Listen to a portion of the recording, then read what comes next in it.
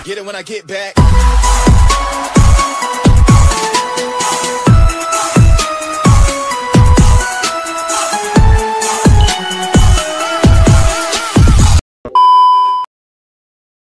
Bismillahirrahmanirrahim. Assalamualaikum warahmatullahi wabarakatuh. Alhamdulillahi rabbil alamin. Assalatu wassalamu ala asrafil anbiya'i wal mursalin Sayyidina wa nabiyina wa maulana Muhammadin ajma'in, amma ba'd. Allahumma salli ala Sayyidina Muhammad wa ala ali Sayyidina Muhammad. Anak soleh-solehah yang lagi di rumah aja, bagaimana kabarnya? Insyaallah kita semua selalu dalam lindungan Allah subhanahu wa ta'ala. Amin Allahumma amin. Anak soleh-solehah, pada kesempatan kali ini kita akan membahas pelajaran Pendidikan Agama Islam dan Budi Pekerti kelas 5 semester 2, bertemakan Mari Belajar Al-Quran Surah Al-Ma'un, pelajaran 1. Sebelum kita mulai, mari kita membaca doa terlebih dahulu. Bismillahirrahmanirrahim. Rabbi zidni ilma warzuqni fahma. Amin ya rabbal alamin. Nah, anak soleh-solehah, sebelum kita melanjutkan pelajaran, silakan anak soleh-solehah pencet tombol subscribe, bunyikan lonceng, like, share, dan komen. Nah, anak soleh-solehah, Al-Quran merupakan firman Allah subhanahu wa ta'ala. Al-Quran menjadi pedoman bagi umat manusia.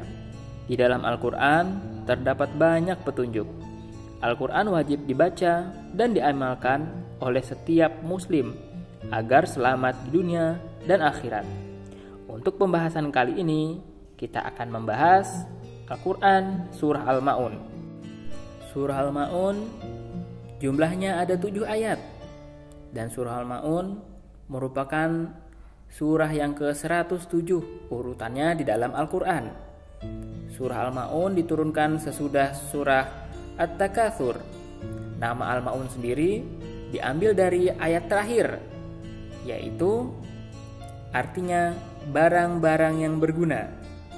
Al-Ma'un diturunkan di kota Mekah dan termasuk dalam kelompok surah Makkiyah. Mari sama-sama kita membaca surah Al-Ma'un. Surat Al-Ma'un. A'udzu billahi minasy syaithanir rajim. Bismillahirrahmanirrahim. Ara'aital ladzi yukadzibu bid-din. Fadzalikal ladzi yad'ul yatim. Wala yahuddu ala ta'amil miskin. Fawailul lil musallin. Alladzina hum an salatihim sahun. Alladzina hum yura'un wa yamna'unal ma'un. Nah, anak soleh-solehah, jika sudah membaca dan menghafalkannya, mari sama-sama kita menyimak isi kandungan dari surah Al-Ma'un. Arti yang pertama adalah, tahukah kamu orang yang mendustakan agama? Dapat diartikan bahwa Allah Subhanahu wa ta'ala berfirman kepada Nabi Muhammad SAW, yaitu, tahukah kamu siapakah yang mendustakan agama Islam? Pertanyaan yang diajukan Allah Subhanahu wa ta'ala kepada Nabi Muhammad SAW ini untuk menggugah hati dan pikiran umat manusia agar memperhatikan ayat berikutnya. Apa maksudnya? Sekarang ayat yang kedua. Artinya, maka itulah orang-orang yang menghardik anak yatim. Isi kandungan ayat kedua adalah maksudnya orang yang mendustakan agama adalah orang-orang yang tidak berlaku baik kepada siapa? Kepada anak-anak yatim. Hal-hal yang mereka lakukan tidak baik, baik perkataan maupun perbuatan. Bahkan mereka tidak mau menyayangi dan bersahabat kepada siapa? Kepada anak-anak yatim tersebut. Padahal anak yatim sudah tidak mempunyai tempat berkasih sayang, yaitu orang tua. Tidak memiliki ayah, tidak memiliki ibu, tidak memiliki kasih sayang. Seharusnya kita merasa ikut prihatin dengan kesusahan mereka. Dengan cara apa? Yaitu memperhatikan dan menyayangi mereka.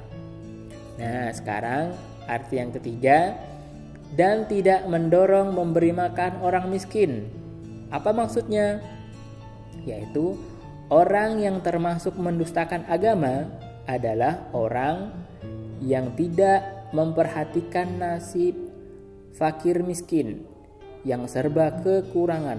Bahkan sebaliknya, mereka mengumpulkan harta benda hanya untuk kesenangan sendiri. Padahal di sekitarnya banyak sekali orang-orang yang membutuhkan. Dia hanya memikirkan dirinya sendiri. Nah, sedangkan arti yang keempat, maka celakalah orang yang sholat.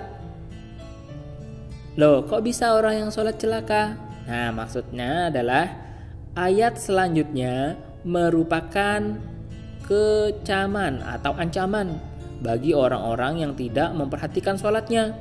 Mereka tidak memperoleh pahala, bahkan mendapat murka dari Allah Subhanahu wa Ta'ala. Kenapa bisa? Nah, jawabannya ada di ayat kelima, yang artinya yaitu orang-orang yang lalai terhadap sholatnya. Siapa sebenarnya orang yang tidak memperhatikan sholatnya? Ayo, siapa? Yaitu orang-orang yang sengaja meninggalkan sholat, mengulur-ngulur waktu sholat, dan sering mengerjakan sholat di luar waktunya. Bagaimana dengan kita? Apakah sholat 5 waktu kita tepat waktu? Sudahkah melaksanakan sholat kita sesuai dengan waktunya? Semoga kita semua dimudahkan oleh Allah Subhanahu wa Ta'ala untuk menjalankan ibadah sholat 5 waktu tepat dengan waktunya, ikhlas karena Allah Subhanahu wa Ta'ala. Kemudian arti ayat yang ke-6 yaitu yang berbuat riya. Maksudnya perbuatan yang hanya menginginkan pujian dari orang lain. Orang yang sholatnya riya berarti mengerjakan sholatnya hanya ingin dilihat dan dipuji oleh orang lain, baik ayah, ibu, kakak, adik, ataupun teman. Sebaliknya, ketika sholat kita harus benar-benar khusyuk menyembah kepada Allah. Ada ataupun tidak ada orang tua, ayah, ibu, kakek, nenek, kakak, adik, kita tetap melaksanakan sholat sesuai dengan perintah Allah Subhanahu wa Ta'ala. Jangan pada saat ada orang baru kita melaksanakan sholatnya khusyuk.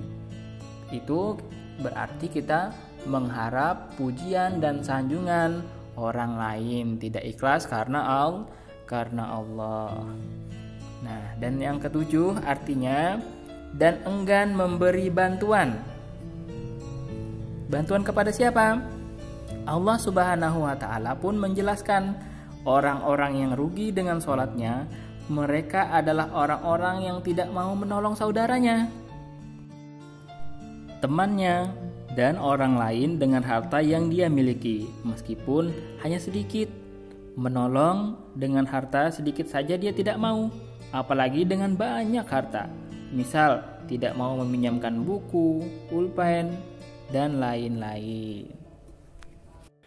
Nah, anak soleh-solehah, mutiara hikmah yang dapat kita ambil dari surah Al-Ma'un adalah yang pertama, orang yang beruntung adalah orang yang berbuat baik kepada anak yatim dan fakir miskin. Dan yang kedua, orang yang memperoleh kebahagiaan adalah orang yang memperhatikan sholatnya, beribadah kepada Allah, dan menolong orang dengan barang-barang yang berguna. Dan yang ketiga, orang yang ria atau suka pamer dengan sholatnya akan merugikan dirinya sendiri. Nah, anak soleh-solehah, cukup sekian pertemuan kita hari ini. Insya Allah kita akan bertemu di pertemuan selanjutnya. Wabillahi taufiq wal hidayah. Wassalamualaikum warahmatullahi wabarakatuh.